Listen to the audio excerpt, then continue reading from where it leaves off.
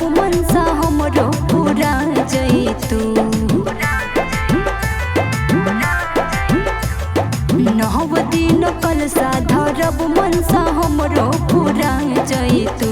हाँ पूरा जैतू घरवा सातो बहिनिया आ जैतू।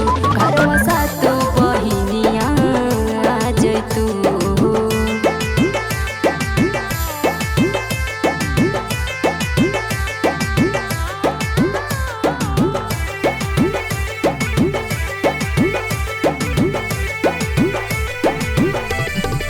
निम्बिया के डाढ़ मैया झुलुआ झुलाई, हलवा और पूरी के भोगवा लगाई।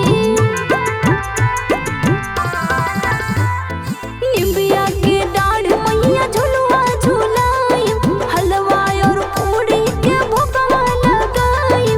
अपना भगतवा के सुनिए भवानी भाग जगा जैतू। हाँ जगा जैतू घरवा सातो बहिनिया आ जैतू।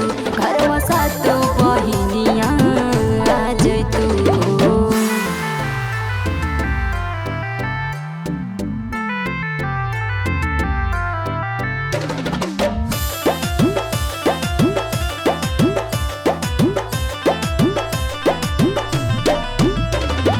मलिया से कही के हम फुलवा मंगाई, अढ़ौल फुलवा के हरवा गुथाई। मलिया से कही के हम फुलवा मंगाई, अढ़ौल फुलवा के हरवा गुथाई। मोहनी मूर्तिया के सपना में दर्शन देखा जैतू।